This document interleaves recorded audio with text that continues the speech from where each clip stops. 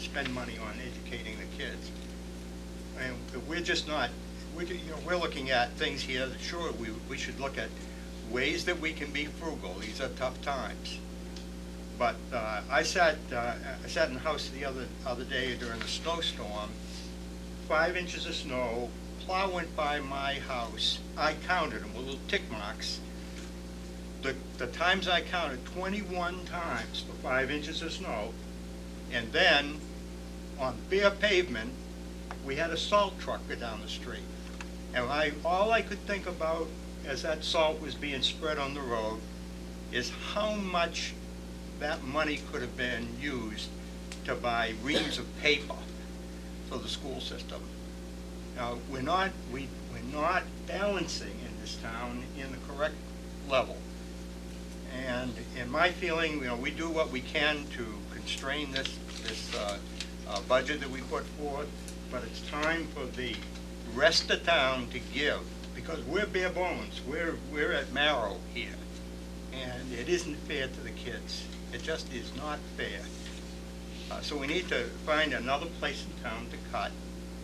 And if there isn't enough money, then we're going to need to go to the town for an override. And the selectmen have got to come to grips with that. And that needs to be where we're starting. Any of these things that affect education for the kids, with the quality of education, if we can do something, if we can get a program where we can provide the service to a special ed kid and save 10 grand, then that's fine. But when we're looking at cutting back in the number of teachers, number of kids in a classroom, beyond where we are, we're already doing the job. Time to get with the program and start finding another place in town to cut. I just wanted to clarify 2 points within this section. On the overtime, Carl, when you talk about closing 4 schools, is it just the interior space, not the field space? Yes. And I can picture all the programs going on at the high school. I can't picture what takes place in the elementary schools, except maybe the rec program. Would that close the recreation program? Because people use that for babysitting. Not if we were to look at the just ended summer 2008 schedule, it would not affect it because there was a 2-week gap this summer. There have been requests from the Recreation Department to extend their programs right through Labor Day, but those have never been fulfilled. So this would really have no effect on the recreation program as it stood. As it stood, okay. And my second question is on the supplies line for $56,000. When you talk about decreasing the expense budget, is that the school-based budgets that we gave the 2% increase to? And the district business office and superintendent's office and school committee budgets. All budgets would be reduced by 5%. So it would not only affect consumable supplies, but phone service, all of the incidentals that postage, all of those things would have to be handled in other fashions. So when we talk about like the textbook replacement that takes place within that school-based budget that we allow a 2% growth to, Right, you would then be taking a 5% hit to. Yes. Do you really think they'll make it? Yeah, because they're gonna. You know what'll happen? Parents will have to spend more money. I mean, it's obvious. Well, no, you know what'll happen. Yeah. That's why, even though I agree with Jerry that you can say these aren't things we're required to do, but we're going to be asking the parents to shoulder more of the burden. But sometimes change forces us into things that are actually better in the long run. So, An example of that is paper use. We're making I think collectively, we're using email a lot more, asking parents to check websites, and our paper budget will show the outcome of that. But to answer your question about can it be done, a lot of these recommendations were put together by the folks at this table here, and when we were discussing expense reductions, I think the consensus of the group was we're all focusing on minimizing the impact on teachers and personnel, and feel free to supplement my comment, but I think the group said would rather do this and try to preserve the personnel budget. Okay, but in finding other collaborative efforts to help supplement the supplies and those kind of activities, maybe a positive outcropping. Just, I get nervous when it's like replacement textbooks, because those are the items the kids, I the suspect that would be. parents can't buy for the Yeah. kid. People here, I would just say, Maureen, for instance, I don't know the exact number, but just that people have a sense of how much money we're talking. At Little School, I probably get about $80,000 or $82,000 to do everything in terms of on my copying supplies, the ink, consumable replacements for practice books in math and reading. If you have to replace any hardcover books, that would come from that. All office supplies, science materials, STC kit replacement parts, the math journals, those are consumables, so those, we order those every year. And really, 5% cut, I'll be very happy if we can do 5% because we froze it in September, October this year. It's more than 5%. It's like I lost a third of my budget out of $80,000. This year. Yes. You'll spend that in September next year. Yeah. That's why I only lost a third. Those POs go out July 1st, and, The problem is when you go too far that way, you start to affect what is in the education program. You're not producing the things that you need to produce to educate. And that, there's just a limit. We are at the limit, and I applaud you for trying to do more. But at some point, it's blood out of a stone. Not that you're stoned blood, but I guess I like to look at it as, and even though, again, as Jerry says, maybe these aren't required activities, we really are to the point where we're asking parents of students to pay tuitions to go to public school, to participate in sports, to participate in extracurricular activities, to buy supplies, which, we know that we get the requests home that we'd like this, we need that, if you can afford this and bring this in, etc. I just look at all these things and then we hear about districts that aren't charging their kids any fees. There are so many districts that aren't charging any fees, and it's just not a fair system, and it's just getting more unfair in this town. Go ahead, David, if you want to go on to the staff.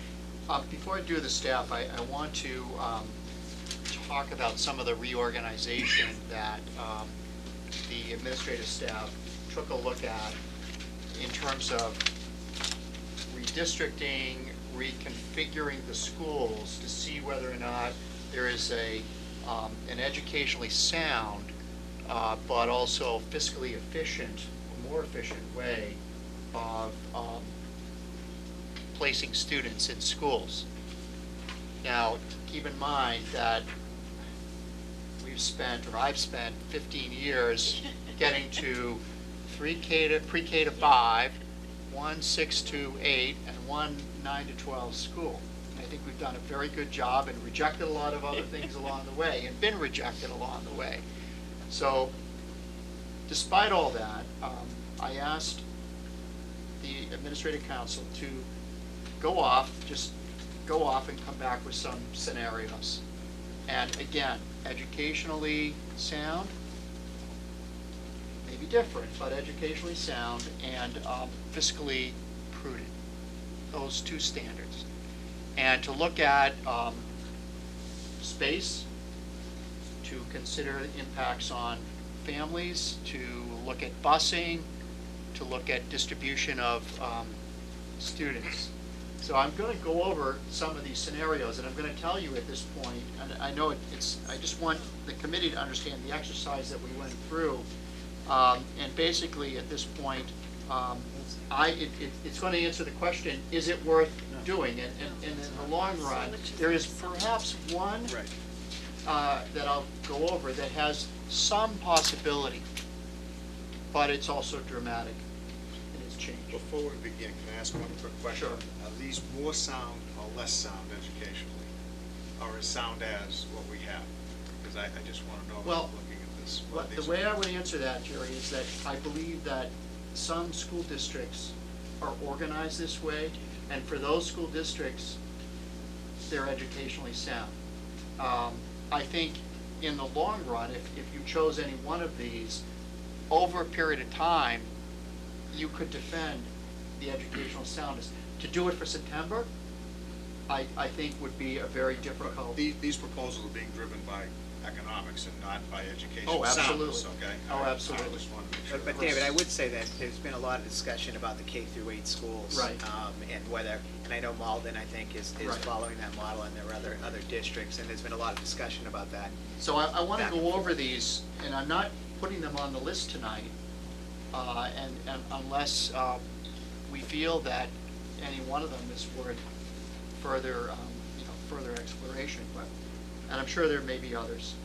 But, keep in mind, we have 3 elementary schools, a middle school and a high school, and we know with our work on the 3 elementary schools that they were designed Yeah. to be pre-K to 5 buildings. The batch was designed to have 4 classrooms per grade and a preschool room. And the Hood was designed to have 3 classrooms per grade, K to 5, and a preschool room. And the little school was designed 3 grades, 3 classrooms per grade, K to 5, and a preschool room, plus art and music and library and special education and technology, all the things that go into those buildings. Kindergarten, preschool, access to restrooms, bathrooms, within the classroom. Those are all important considerations, and building committees did tremendous work in planning those. But here's what this group looked at. We looked at the K-8 model. 4 schools, Batch, Hood, Little, and the middle school, re-regionalizing the town into 4 districts, albeit the middle school, K-8 school, would be a much larger school than the little school, K-8 school. And that's where the inequities, that's where the Right. problems start to exist. Because from an educational soundness standpoint, what you do with 7th and 8th graders, is different than what you do with young children. And so you want to be sure that the facilities can accommodate it. Now, there are some very successful school districts that operate and have operated on K-8 districts for many years. Brookline is a good example of that. Yet, that's how they built their schools. And for them, it works, and it's educationally sound, and it makes sense. We've rejected it. We think it is a massive reconfiguration. It is redistributing, redrawing the lines throughout the entire district. And my experience with redistricting tells me is you don't jump into that in a one-year process. It's something that happens over a period of multiple years. Maybe at some point, North Reading will look at K-8 and build accordingly. We're not there. So we looked at it, and that's why you see nothing there. But I think in all fairness, I wanted the committee to know the kinds of organizations. Second scenario, of the 3 elementary schools, Little, Hood, and Badge, one of them would be designated as an early childhood center. Would be pre-K, kindergarten, and grade 1. All the pre-K, all the kindergarten, all the first grade. And the other 2 would be grades 2 to 5. So you can see immediately that's redistricting. It's also a matter of space, what works, the cost of this is extraordinary in terms of busing, because what you're doing is you are creating many, in virtually all 3 schools, zones where students are going to be living outside of the 2 mile. So, for example, if we said the little school is the early childhood school, anything beyond 2 miles for every kindergarten and first grader is now a mandatory bus. And then the same thing for the 2 to 5 schools. So we rejected that because it's just fiscally, it might be a great idea. We think